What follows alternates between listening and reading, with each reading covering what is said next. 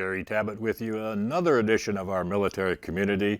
We have got a great program for you today. We've been talking a lot the last few weeks about Tyndall and the regrowth, the rebuild and everything. Well, today we're actually going to get into the rebuilding process itself. And you know, we're all thinking about change every day in our lives, but when Hurricane Michael came through, that change was immediate. It went from 1 minute being a fully functional base to the next minute almost total destruction, and it's really a sobering experience. And joining me this morning to talk about all this, how it's going to evolve and what we're doing now as far as the build process, is Mr. Mike Dwyer, who is the NDR Deputy Chief out there at Tyndall. Mike, thanks for coming in today. I really appreciate it.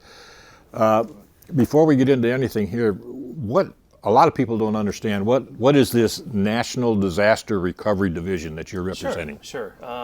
It is the evolution of the former Tyndall Program Management Office. So the Natural Disaster Recovery Division is a division of the Facilities Directorate of the Air Force Civil Engineer Center, with locations in San Antonio, Texas, where the headquarters is, and then also here an operating location at Tyndall Air Force Base, Florida. The built infrastructure portfolio is managed by the Facilities Directorate. Okay. So the long story short, it started as the Tyndall Program Management Office, focused on just the reconstruction of Tyndall, and now has evolved into the NDR, or the Natural Disaster Recovery Division, which is supervising the reconstruction of all of Tyndall, 1/3 of Offutt after devastating floods over St. Patrick's Day weekend 5 years ago, and also providing the built infrastructure needed to move the F-22 Raptor to Langley. So you've got a big job ahead of you, and the first question that a lot of people ask, you know, Mike, this is a great thing that's going on out there at Tyndall, but they want to know, what's your background? How did you get started with all of this? Well, it's a great story. This is the second time we've been at Tyndall for my wife Stephanie and I. We first got here in May 2014, bought a house in Lynn Haven, and stayed about 2 years. We had an opportunity to take our family to Japan, which we did. So we spent 2 years in Japan, and then I found myself having an opportunity to go to what's called the Air Staff, or the headquarters staff at the United States Air Force headquarters at the Pentagon in Washington, D.C. We kept our home here in Lynn Haven, though. Keep that in mind. It's relevant later on. All right. So I'm a program manager, a military construction program manager at the Air Staff when Hurricane Michael hits. And obviously that week in October is infamous for everyone involved with that biblical storm. Where it became amazing for our family in the sense that it started with devastation. So our home in Lynn Haven took over $130,000 worth of damage, which compared to the devastation experienced by other families across the area doesn't even measure. But we had the challenge of figuring out how to recover our own personal home, coupled with I was one of the few engineers at the Pentagon at the time who had recent Tyndall experience and who knew how to formulate a defensible plan to reconstruct the installation. And reconstructing that installation is a big job. You know, you've seen disasters and things before, Mike, but what was the first thing that you thought of when you saw the destruction and damage at Tyndall Air Force Base? That first view that you got, what did you think? It's a great question. And to be perfectly candid, the first images of the destruction that I saw were the infamous YouTube video where the gentleman flew his helicopter without a permit around the installation, filming it. And again, the best way I can describe it is I thought it was biblical. It was an entire Air Force installation taking a direct hit from a Category 5 hurricane. We had that happen at Homestead with Andrew in 1992, but the level of damage at Tyndall was just unprecedented. And to me, I was stunned, and then I also the best way I can describe it is I took it a little bit personally because I'd been there. I had a home there. I still have a home here. I knew the people. I knew the mission. And I knew there was a way to rebuild the installation. And you guys are well on your way to getting it done. It takes a lot of help. We've got some slides we're going to show in just a minute, but I want to ask you a couple other questions. Certainly. Is this rebuilding process, you start basically what you're doing from a pile of dirt to a completed base once again. And it's got to, as you see the progress, how does that feeling start to change in not only you, Mike, but also the entire area out there, the active duty, the civilians that work there at Tyndall? How are they starting to feel this now, and what are they looking forward to? Well, I think everyone's looking forward to getting into their new buildings, and I certainly don't blame them. The best way I can describe it is I feel the change in energy when I'm out among the installation, when I'm out in town. For the first couple years we were here, we were finishing the designs, we were getting the construction contracts awarded, so not a whole lot of new buildings were coming out of the ground. But in the past, I'd say 18 months, the joke now among my team is don't blink or don't forget to go out and drive around because a new building just came out of the ground yesterday. Right. So I feel that the community is excited, my team is excited, and we are just delighted to be in peak reconstruction right now. And it's looking great out there, but let's get into the meat of this now, Sure. Mike. As in anything else, the buildings that were there prior to 2018, let's face it, a lot of them were old. The design was not as good as it should be. So now you've got new designing done to these buildings. You have new safety features and everything. And I think this would be a good time to get into our slides. And I'm just going to let you talk about this now, Mike, and Sure. take us from the beginning to what's happening right now. So what I'd like to do is answer your question, and then we'll jump into the slides. Next slide, please. So I'm just going to leave that up for a quick reference as a scene setter because it's important to understand the impact of Hurricane Michael, particularly to the buildings at Tyndall, because quite frankly, they were not designed to be hit by a Category 5 hurricane. And quite frankly, there has been no record of a Category 5 hurricane hitting the Florida Panhandle in records the National Hurricane Center holds going back to 1851 until Hurricane Michael struck.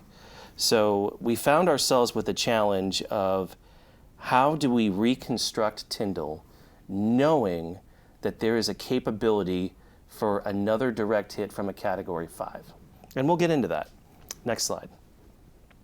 So just some quick photos of the aftermath. Again, the best way I describe the scale of the damage is biblical, and the pictures and that famous YouTube video speak for themselves. Next slide. So we got the guidance from then Secretary of the Air Force Wilson. We had to reconstruct Tyndall to the installation we needed and not the installation that we had before Hurricane Michael. Oh, and by the way, in all of that, prepare to receive 3 squadrons of the newest Air Force 5th generation fighter, the F-35 Lightning II, and continue to operate that installation while you're reconstructing it. The colloquial term in the Air Force is building the airplane while flying it. Next slide.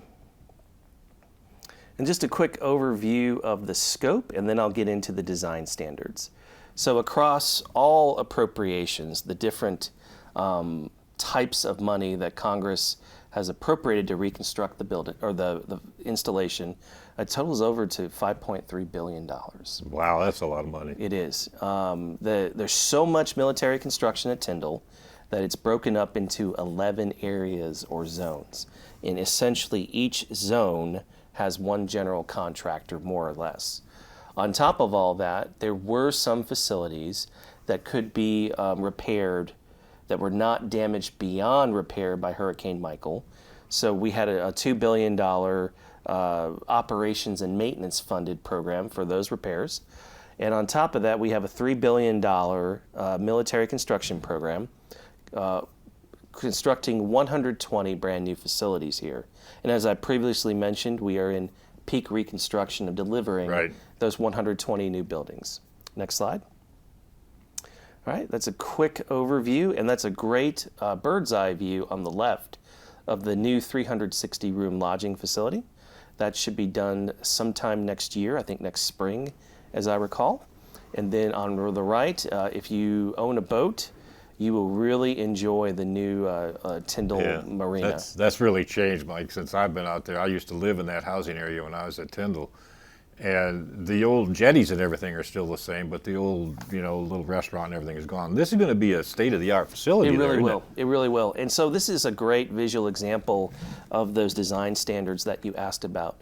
Everything you look at in these photos is designed to a minimum design wind speed of 165 miles an hour.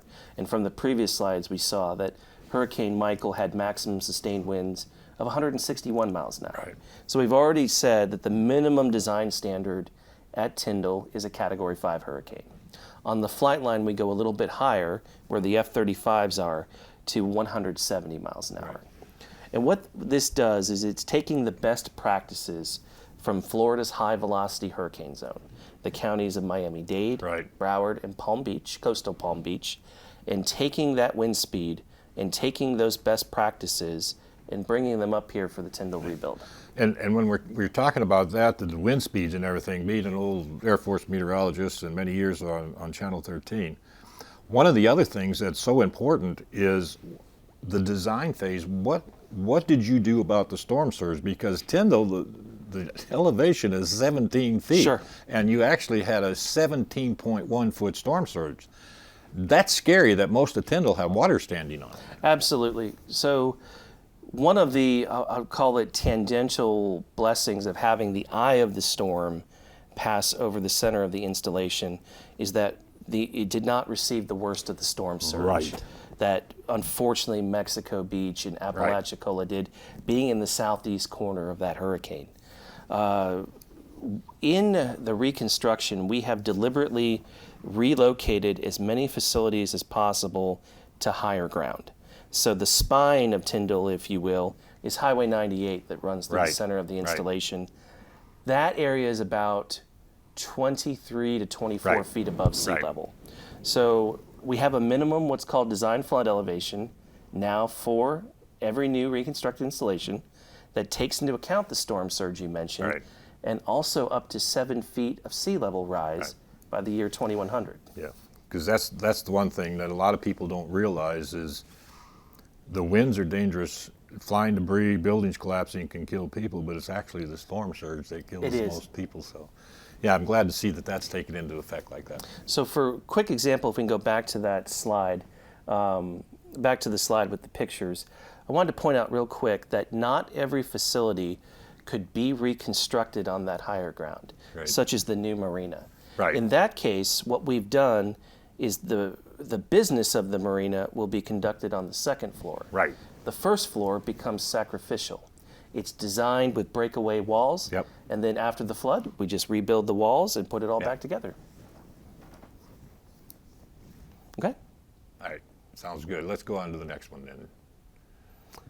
This is a quick overview of the massive reconstruction effort. Again, it's over $3 billion here at Tyndall.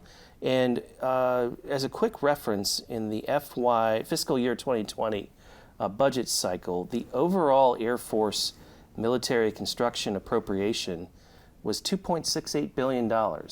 So the rebuild of Tyndall is more MILCON than the Air Force did in a typical budget year. That's a great reference on the scale of the reconstruction. Again, it was broken up into zones. So I'll just hit a couple very briefly of interest to the viewers. The orange one is the F-35 zone.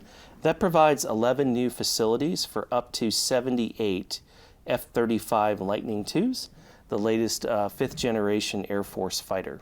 And then it works its way to new dorms, new lodging facilities, a new base chapel, a new base bowling alley, everything that our total force airmen need to run this F-35 mission from Tyndall. BX and the commissary didn't take a lot of damage, did it? They took some damage that was repairable. Right, okay. That's a good program right there. That looks good. Yep. All right, next slide. Let's get into the meat of it real quick. So Zone 1, like I mentioned, the F-35 facilities. These images show the structural steel being erected for the first F-35 hangar. It's designed to hold 6 aircraft.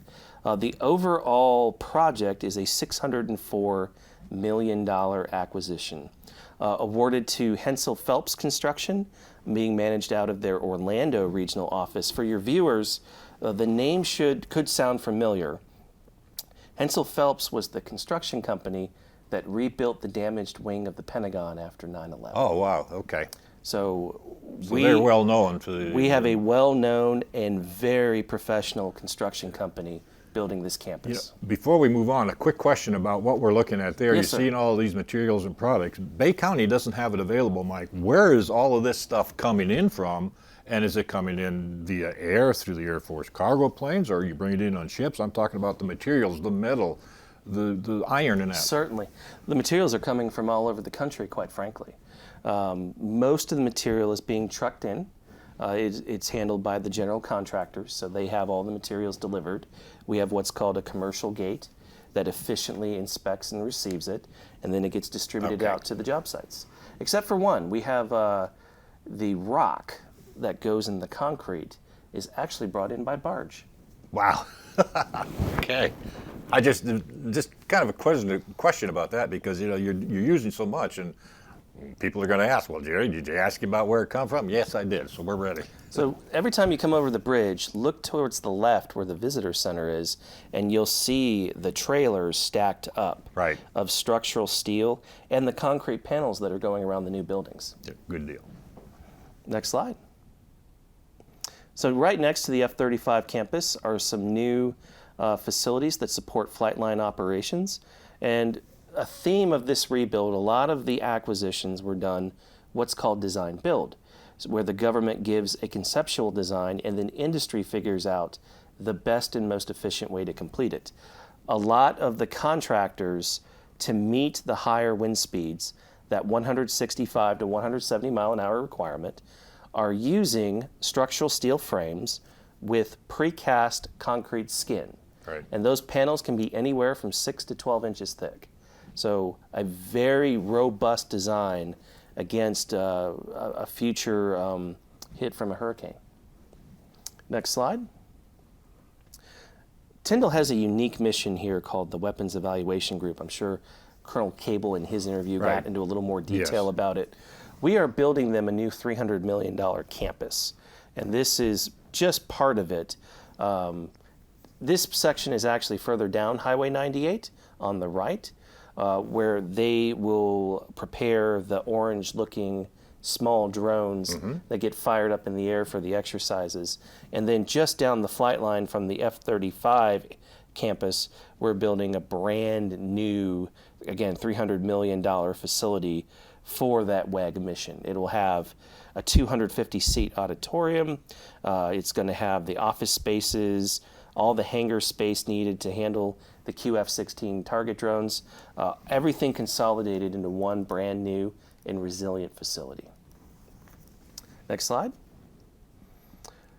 Zone 4, I'd like to characterize this in many briefs as the one ring to rule them all. And here's why. This is the zone that provides all the new water lines, sewer, power, roads, electricity, and communication lines needed to support 120 brand new facilities. Wow. This is being done by the Lane Construction Corporation out of Orlando. And if you've been to Orlando lately and saw the widening of I-4 through central Orlando, that was done by Lane. Next slide. That's quite an undertaking there. And I imagine, of course, you're putting all backup generators and stuff in there for power too, right? Great question. Certain facilities will have backup generators installed per Air Force policy. We are also working with our Office of Energy Assurance to evaluate and implement an even larger view of energy resilience, such as a microgrid, where we are able to isolate the entire installation from the FP&L grid and still provide power in all the facilities. Good deal. Good deal. This is the industrial zone. This is where we are reconstructing the new base logistics warehouse. That was the big giant warehouse on the flight line side before the hurricane. We have moved it to south of Highway 98 and consolidated it with the other installation support functions. Next slide. Zone 7. This is colloquially known as ammo for those of us who have been affiliated with the Air Force or munitions storage area. And for your viewers, the Air Force keeps the ordnance or the things that go boom away from everything else that's not supposed to go boom until the last minute when it's loaded on the aircraft. We're doing over $150 million in construction in the munitions storage area to prepare for the ammunition that is required for the F-35, which is an air-to-ground fighter, versus the F-22, which is an air-to-air fighter. Next slide. Zone 8 consists of several facilities. The first is the new fighter wing headquarters on the left. I'm very pleased to share that we are substantially complete with that facility. We're down to what's called the punch list, the final dings in the wall, touch-up paint, and we anticipate moving the 325th Fighter Wing leadership and their staff into that new building in July. Next slide. Zone 9 are the new morale, welfare, recreation facilities. So that is the new base pool, new athletic fields, the new marina, with the new restaurant in there, and then outdoor recreation, so where you go and get your kayaks and so forth, will be on the first floor of the new marina. Next slide. Lodging and dorms, Zone 10, so that's two 240-room dormitories for our airmen, 480 brand new rooms total, with a private bathroom and a kitchenette. That is being constructed by Hensel Phelps also. The lodging facility is being constructed by BL Harbert Construction out of Birmingham, Alabama, and they hold over $1 billion of the $3 billion in rebuild contracts. Next slide. Community Commons, brand new 300-person child development center. We are installing some replacement cabinetry this week in anticipation of completing all the final punch list items so that we can turn this facility over to the installation. Community Commons also includes facilities such as the new base bowling alley, like I mentioned. And then the last but not least, Zone 12. Next slide. These are new facilities for our Air Force civil engineers who train in the Silver Flag area, which is probably a good 15-minute drive further down Highway 98 from the main installation. And then the very last reconstruction project of the program will be a new research, development, testing, and evaluation facility for the Air Force Civil Engineers Center. Next slide. Then on top of all that, the Air Force exercised, for the first time in its history, a very special authority in Section 2854 of Title 10 United States Code that allowed us to take operations and maintenance funds and conduct military construction with it. So upon notifying Congress, we rebuilt 4 facilities at Tyndall using that very special authority, and 2 of them are right here. Wow. Next slide. It's amazing. And then I know we're running short on time, I'll just briefly get into what is the installation of the future. So as we are reconstructing Tyndall, not only physically, as the viewers can see, we're also reconstructing the installation digitally.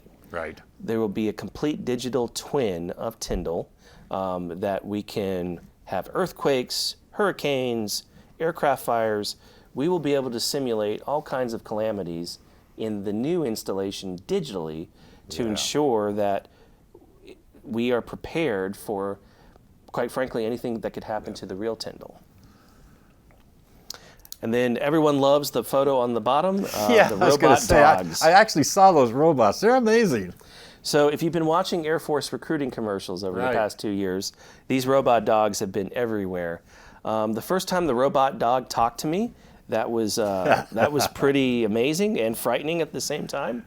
And I'm pleased to tell you that the robot dogs are basically in depot right now getting upgraded. It's amazing. A lot of questions have been answered today, and I just appreciate you answering them all. But we got like 5 minutes to go Sure. yet here, Mike. But I got a couple other things I want Go to get for in. Very briefly, it takes a lot of people to work out there. It And we does. were talking before we started this interview that a lot of workers out there, but the construction workers and the people that are in charge are very orderly. They're very well mannered. They do an excellent job. They do. We really can't thank our Army Corps of Engineers partners enough out of Mobile District.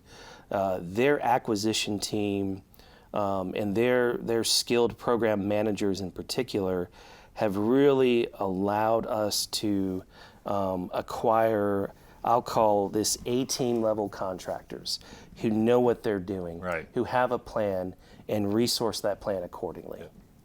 One of the other things that with all the construction going on with Mexico Beach building a lot of housing now, they're upgrading everything. Port St. Joe, Apalachicola, all that area is going to be building. That brings us to the question about traffic. And when you not only deal with the increased traffic from Tyndall, from the people coming in, the construction workers and that, you got people going back and forth there on Highway 98. That's going to create a problem. Or what are you thinking about? How are we going to control this traffic so that it doesn't get bogged up? Even though we've got the overpass built now at the main gate there. Certainly. We have a modeling and analysis section on our team that has been studying this problem for the past 2.5 years and have come up with various simulations on when to open which gate when to help alleviate that problem. So 4 years ago, we began building several temporary gates along Highway 98, and now our team coordinates with the installation to ensure that we have the right gates open at the right time. There will still be inconvenience as Sure. part of being in Right. peak reconstruction, Right. but I'm really proud of the analysis our team has done. And one more question I want to get in, or a couple of them real quickly. What about the FAM camp? Is that going to be staying where it's at there? Just It's staying where it's at, and my understanding it is being expanded. Good deal on that. And then the last question, all of this building and everything, who's going to be in charge of landscaping it? Because I know Tyndall's going to be a beautiful base when it's finished. So there's several different maintenance and service contracts that will handle that once the new facilities have been turned over to the installation. And for the reconstruction portion, we have a landscape architect on staff Good deal. supervising that. Good deal. I wish I had another 30 minutes to talk to you, Mike, but we're running short on time. We got a couple of minutes to go. What are your final thoughts now about the rebuilding at Tyndall? I can't thank the community enough for their support.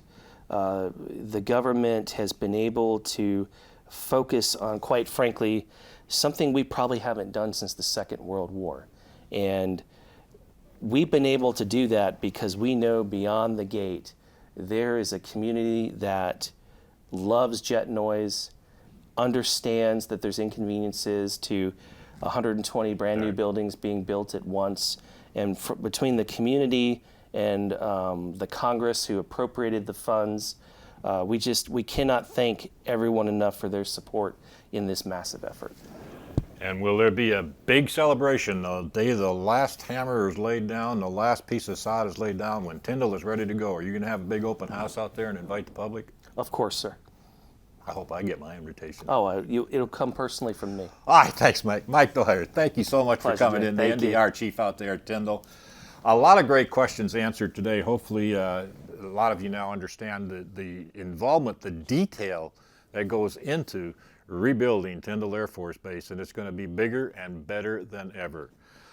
Unfortunately, ladies and gentlemen, this is it for another edition of our military community. We keep running out of time here. Hopefully we can talk to Tyndall and all the folks out there once everything gets back in order and they have a grand opening out there. Maybe we'll do a special program from that area out there.